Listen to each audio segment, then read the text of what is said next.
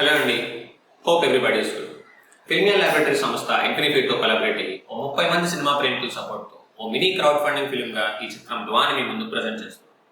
ఈ సినిమా కనుక మీకు నచ్చినట్లయితే మీకు నచ్చిన టికెట్ అమౌంట్ని కింద ఉన్న బ్యాంక్ అకౌంట్స్కి పంపించి ఈ ఫిల్మ్ టీంకి మీ సపోర్ట్ని తెలియజేయాలి. తెలుగులో కొత్త రకం సినిమాలు రావడానికి హెల్ప్ చేసిన వాళ్ళు కూడా. అండ్ దూరదృష్టి అనే ఫౌండేషన్కి ఈ ఫిల్మ్ నుంచి కలెక్ట్ అయిన టికెట్ అమౌంట్స్లో కొంత పర్సెంటేజ్ వెళ్తుంది. So please do support the film and pay as you wish if you like the film.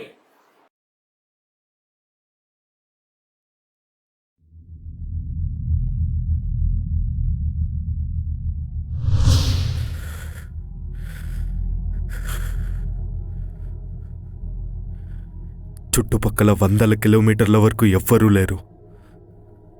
వెతకాలన్న ఆలోచన వచ్చినా ఉపయోగం లేదు.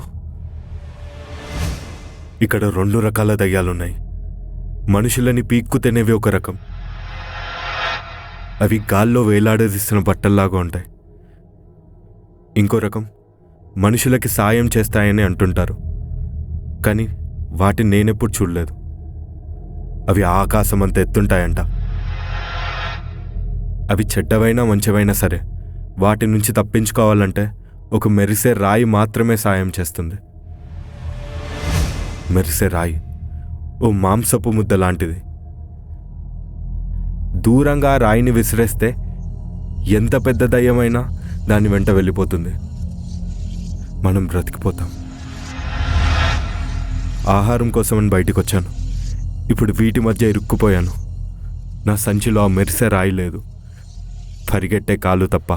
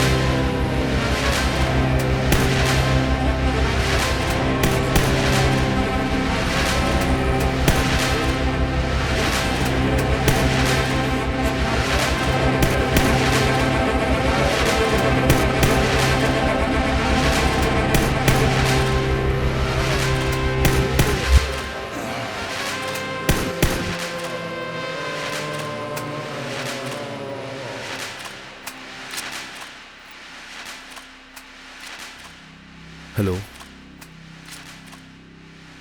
ఎలా ఉన్నావు అమ్మా? అక్కడ అంతా బాగానే ఉంది కదా? నాకు రావడానికి కొంచెం టైం పట్టేలా ఉంది ఇక్కడి నుంచి. నువ్వు జాగ్రత్తగా ఉండు. నేనే ఏదో ఒకటి చేసి వచ్చేస్తాను. నువ్వు నా గురించి కంగారు పడకు, సరేనా?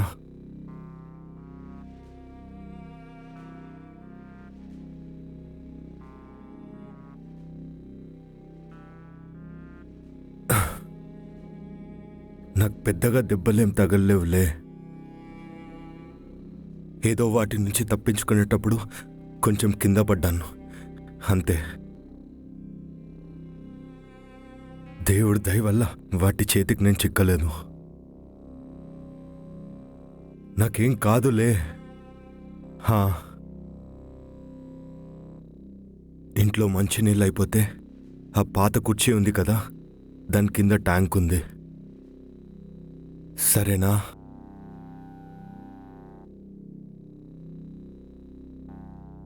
హలో, హలో అమ్మా, హలో, వినిపిస్తుందా? హలో, హలో అమ్మ, నేను మాట్లాడేది వినిపిస్తుందా? Hello, hello. వద్దు బాబు, నువ్వు రావద్దు. అమ్మా, ఏంటమ్మా పిచ్చి పిచ్చిగా మాట్లాడుతున్నావు? నన్ను రావద్దంటావేంటి నువ్వు? నువ్వు విన్నది నిజమే బాబు, నువ్వు రావద్దు. మేమే వెళ్ళిపోతాం ఇక్కడి నుంచి. ఇక్కడిదే మట్టి కింద దాక్కుని బ్రతకడం నాకు అస్సలు నచ్చలేదు. అసలు ఎందుకు బ్రతికున్నామో కూడా అర్థం కావడం లేదు. ఏదో సమాధి అయ్యేంత వరకు కూడా ఓ సమాధిలో బ్రతుకుతున్నట్టుగా ఉంది.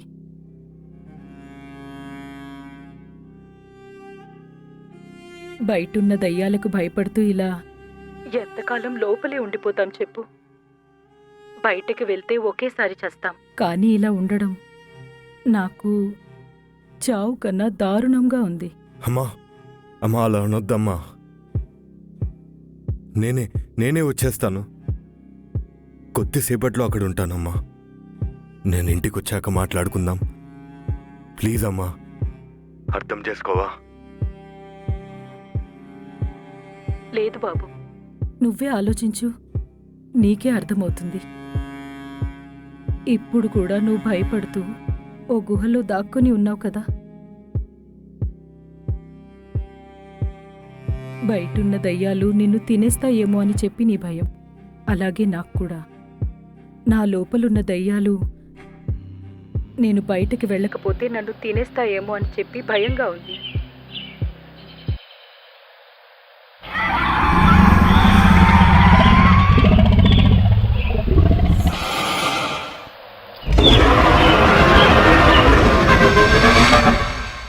బాబు, నిజం చెప్పాలంటే అది కాదు అసలైన కారణం.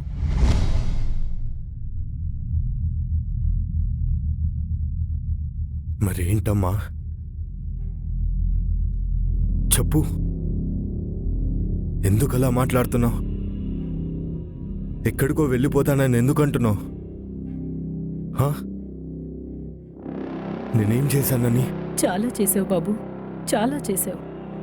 నువ్వు మా కోసం ఇప్పటి వరకు కష్టపడింది చాలు. నిన్నింక ఇబ్బంది పెట్టలేం. మా దారేదో మేం చూసుకుంటాం. అమ్మా, అలా అనొద్దమ్మా, అలా అనకండి. అసలు నేనేం చేశానని? అందరం బానే ఉన్నాంగా కలిసి. నిన్ను వాడుకొని మేం బానే ఉన్నాం బాబు, కానీ నువ్వే ఇలా మా కోసం రోజు ప్రమాదాల్లో పడుతూ ఉండడం నాకు అస్సలు నచ్చలేదు. వదిలే బాబు, కొంచెమైనా బరువు తగ్గుతుంది నీ మీద. మమ్మల్ని వదిలే. అయ్యో అమ్మా, అలా అనకమ్మా ప్లీజ్. మీరెప్పుడు నాకు భారం కాలేదు. నేనెప్పుడు మిమ్మల్ని అలా చూడలేదు. నాకంటూ ఇంకెవరున్నారమ్మా, మీరు తప్ప. చెల్లికి కావలసిన మూలికలు కూడా దొరికేశాయి. వీటితో తను మళ్ళీ మామూలు మనిషి అయిపోతుంది. ఆ నమ్మకం నాకుంది. మళ్ళీ నడుస్తుంది, నోరు తెరిచి మాట్లాడుతుంది. చూడండి. తన పరిస్థితి తెలుసు కదరా.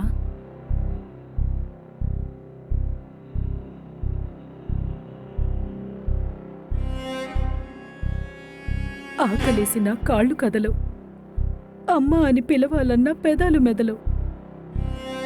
ఏదో గుండె మాత్రమే కొట్టుకుంటున్న బొమ్మలాగా ఉంది, శవంలాగా ఉంది. ఇలా నా కూతుర్ని చూస్తూ ఉండిపోతానని ఎప్పుడూ అనుకోలేదు.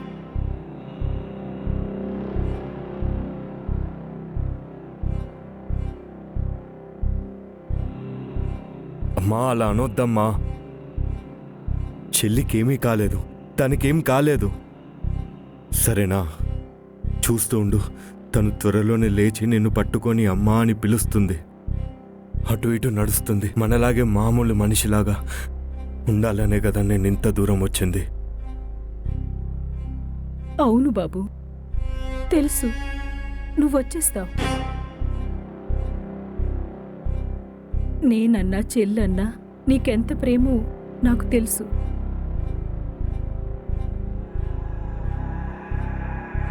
కానీ నాకు మాత్రం ఇలా నా కూతురుతో ఇక్కడే ఉండిపోవాలని లేదు. తినని మామూలుగా చూడాలనుంది, అందరిలా తిరిగితే చూడాలనుంది, ఎక్కడికైనా దూరంగా వెళ్ళిపోవాలనుంది. ఈ రాకాసుల నుంచి దూరంగా. నువ్వు చేయాల్సిన చికిత్స నువ్వు చేస్తున్నావు. నాకు తెలుసు ఎంత కష్టపడుతున్నావు. కానీ ఎవరైనా మంచి వైద్యుడు దొరికితే మనం చెల్లిని బాగు చెయ్యొచ్చు కదా. అందుకే వెళ్ళిపోదాం అనుకుంటున్నాం. అందుకని నన్ను వదిలేసి వెళ్ళిపోతావా అమ్మ చెల్లిని తీసుకొని? అలా కాదురా. నాకు ఇంతకన్నా సరైన ఆలోచన ఏమీ రావడం లేదు. నెల రోజులుగా తను 3 సార్లు రక్తం కక్కుకుంది. నాకు భయం వేస్తోంది. తనకేవైనా అయితే నేను బ్రతకలేను. అమ్మా, మీ ఇద్దరికేమన్నా అయితే నేను బ్రతకలేనమ్మా. సరే విను, నాకు ఒక ఆలోచన వచ్చింది. మన అడవి దాటుకొని మనుషులుండే చోటుకు వెళ్ళడానికి. బయటికి వెళ్ళడానికా? అవునమ్మా. కానీ ఎలాగా? అది చాలా దూరం కదా.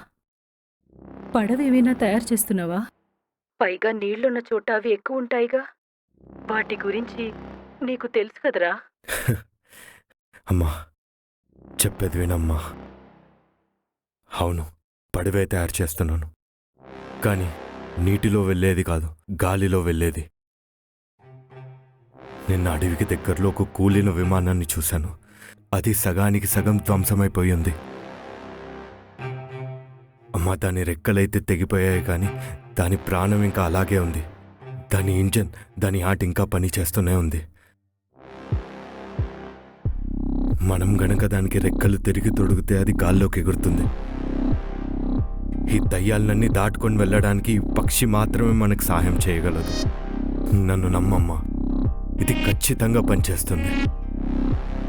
మనకి కావాల్సిందల్లా కొంచెం ఇనుము మాత్రమే. అప్పుడు నువ్వు, నేను, చెల్లి అందరం మనుషులుండే చోటికి వెళ్ళిపోవచ్చు. అవునరా, నువ్వన్నట్టు ఇది పని చేస్తే మన జీవితాలే మారిపోతాయి కదరా. కానీ దానికి సరిపోయేంత ఇనుము ఎక్కడ దొరుకుతుంది మనకి? నీ ఇంటి పైకప్పును పీకేస్తావా? అమ్మా, అవును. మనం ఒక్కసారి వెళ్ళిపోతే ఈ ఇంటితో మనకి ఎటువంటి సంబంధం ఉండదు కదా. ఈ ఒక్క అడిగేస్తే చాలమ్మా, ఇక ముందంతా చాలా బాగుంటుంది. మీ ఇద్దరిని వదులుకోవడం అస్సలు ఇష్టం లేదమ్మా నాకు. మనకి సహాయం చేసేవాళ్ళు ఎవరో ఎక్కడో ఒక చోట ఉండే ఉంటారు కదా. వాళ్ళని వెతుక్కుంటూ వెళ్ళిపోదాం. ఇక్కడి నుంచి దూరంగా వెళ్ళిపోదాం. భూమి మీద తక్కింది మనుషులే కానీ మానవత్వం కాదు.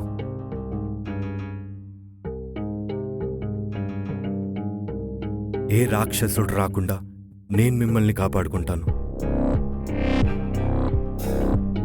దానికోసం నేను ఏమైనా చేస్తాను మీతో ఉండడానికి.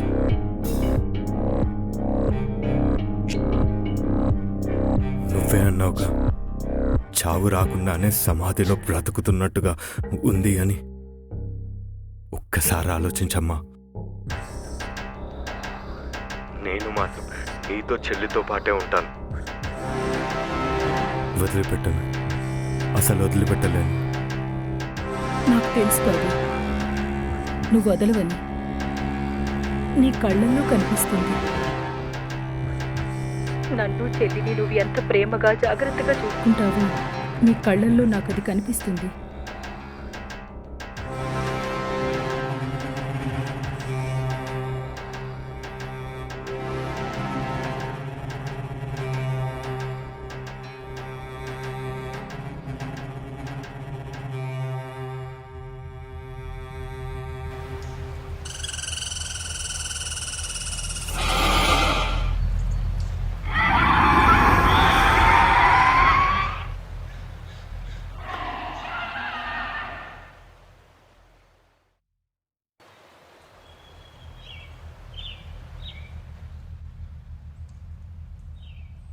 అమ్మా, అసలు ఆ మాట నా జీవితంలో మళ్ళీ ఎప్పుడూ వింటాననుకోలేదు.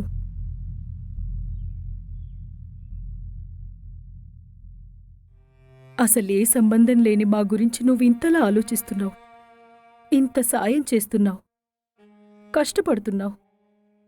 నేను నీకు అమ్మను కాను, తను నీ సొంత చెల్లి కూడా కాదు. కానీ ఏ జన్మలో చేసుకునే పుణ్యమో ఊహించని వరంలా మాకు దొరికావు బాబు. నువ్వు సొంత వాళ్లలా చూసుకుంటున్నావు మమ్మల్ని. ఆ రోజు నువ్వు గనక లేకపోయి ఉంటే నీళ్లు లేక నేను లేక నా కూతురు ఇద్దరం చనిపోయి ఉండేవాళ్ళం.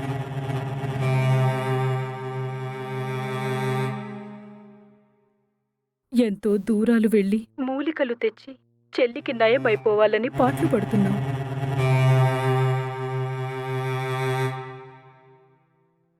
ఎవరూ పట్టించుకోలేదు బాబు మమ్మల్ని. ఏదో పురుగుని చూసినట్టు చూశారు. మీ చావు మీరు చావండని చెప్పి వదిలేసిపోయారు. నాకు చిన్నప్పటి నుంచి ఎవ్వరు లేరమ్మా. నీకు చెప్పాను కదా, అమ్మా నాన్నలంటే అసలైన అర్థం తెలుసుకోకముందే వాళ్ళు నాకు చాలా దూరం అయిపోయారు. అవసరం ఉంటే తప్ప మాట కూడా మనిషికి బయటికి రాదు, మనుషులకి. కానీ పక్కనో మనిషి ఉంటే, మన వాళ్ళు అంటూ ఎవరైనా ఉంటే ఇంకా అంతకన్నా ఏం కావాలమ్మా. ఇంకొన్ని రోజులు నేను ఇలాగే ఉంటే మాటలు కూడా మర్చిపోయేవాణ్ణి. ఒంటరిని నేను. మీరొచ్చాకే నేను మనిషిని అని గుర్తుకొచ్చింది. బ్రతుకు మీద ఆశ పుట్టింది. మీరిచ్చే ప్రేమ ఈ బయట తిరిగే దయ్యాలకు కూడా భయపడకుండా నన్ను ముందుకు నడిపిస్తుందమ్మా. మీకోసం, చెల్లి కోసం ఏమైనా చేయాలనిపిస్తుంది. ఇంతకుముందు ప్రపంచంలో నాసిరకం ప్రేమలకు మనుషుల వెయిట్ ఉండేది. నిన్న మొన్న కలిసిన వాళ్ళ కోసం సొంత అమ్మా నాన్నలను మర్చిపోయారమ్మా. లోపల కొట్టుకున్న గుండె వాళ్ళ నుంచి వచ్చిందే కదా. అప్పుడే కలిసిన అమ్మాయికో అబ్బాయికో ఇదిగో ఈ గుండె నీదే అని రాసిచ్చేశారు.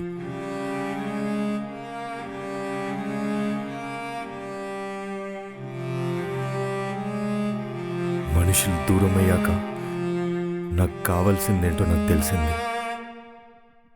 అసలు నేనెప్పుడో మర్చిపోయిన ముఖ్యమైన ప్రశ్నకి సమాధానంగా మీరు కనిపించారమ్మా. మళ్ళీ నాకు మా అమ్మని గుర్తు చేశారు.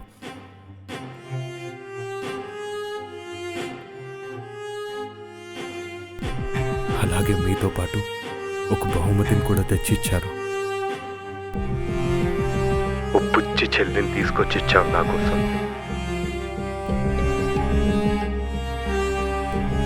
మీరెప్పటికీ నాతోనే ఉండాలి, ఉంటారు కూడా. ఎప్పటికీ మిమ్మల్ని వదిలిపెట్టలేను. నిన్ను చెల్లిని నేను ఎప్పటికీ వదిలిపెట్టలేనమ్మా. చెల్లి నీకోసం ఎదురు చూస్తుంది బాబు. త్వరగా వచ్చే.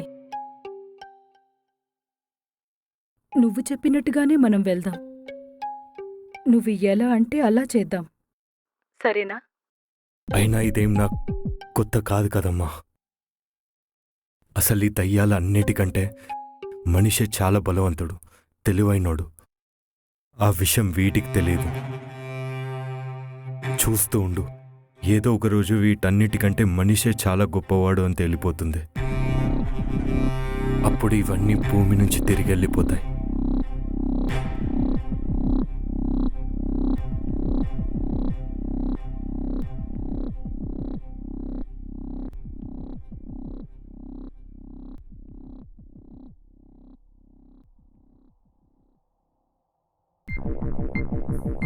అసలు ఈ డబ్బా ఏంటి అప్పట్నుంచి మెరుస్తూ ఉంది? ఏదో మినుగుడు పురుగులను సంచిలో వేసినట్టు. అసలేముంది ఈ డబ్బాలో? డబ్బా. హలో హలో అమ్మా, డబ్బా. ఆ డబ్బా తెరవకండి అమ్మా.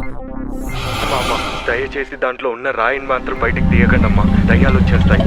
హలో, వద్దమ్మా, ప్లీజ్ అమ్మా. అమ్మా అమ్మా అమ్మా, దయచేసి ఆ రాయిని మాత్రం బయటికి తీయకండి అమ్మా, దయ్యాలు వచ్చేస్తాయి. హలో హలో హలో అమ్మా, తీయొద్దమ్మా. హలో అమ్మా, వద్దమ్మా, ప్లీజ్ అమ్మా. హలో హలో, తీయొద్దమ్మా అమ్మా, వద్దమ్మా, ప్లీజ్ అమ్మా, తీయొద్దమ్మా. హలో.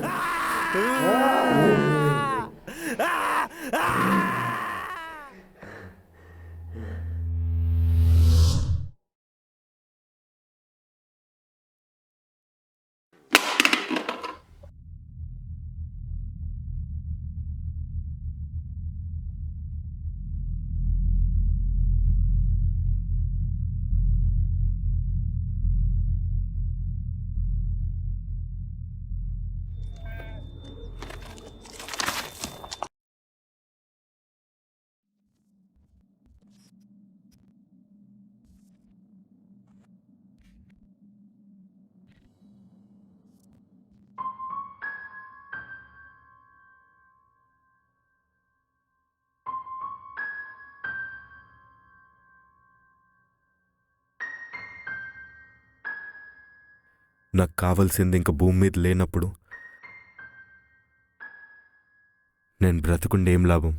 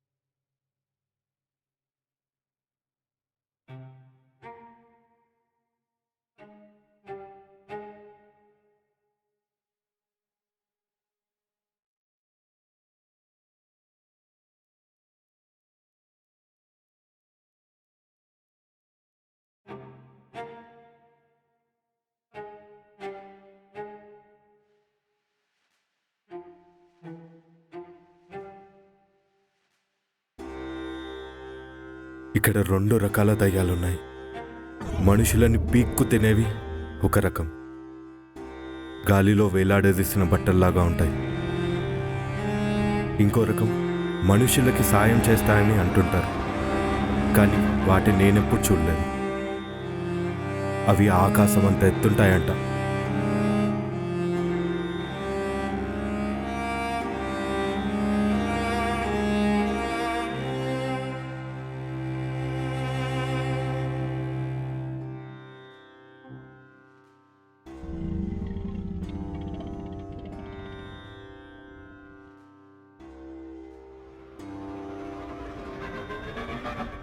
అమ్మా, మీరు జాగ్రత్తగా వెళ్ళి నీళ్ళు తీసుకురండి. చెల్లిని నేను చూసుకుంటాను. నీళ్ళు చాలా దూరంలో ఉన్నాయి. నా కాలు అస్సలు బాగాలేదు. అయ్యో, నాకు తెలుసు కదా బాబు, నేను వెళ్ళొస్తాను. ఎంత దూరమైనా పర్లేదు. నువ్వు మాత్రం చెల్లిని జాగ్రత్తగా చూసుకుంటూ ఉండు.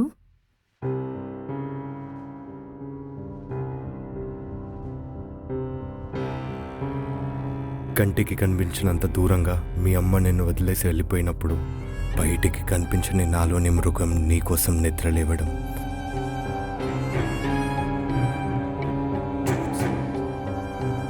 నా దాహం తీర్చుకోవడానికి పుట్టినట్టుగా దొరికిందా నాకు ఈ దేహం.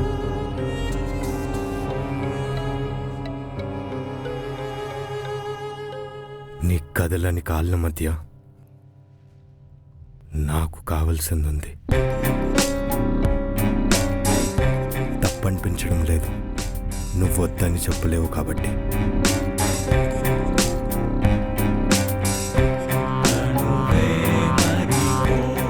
నువ్వు బ్రతికే ఉండాలి చెల్లమ్మ, నిన్నంత త్వరగా చావనివ్వను.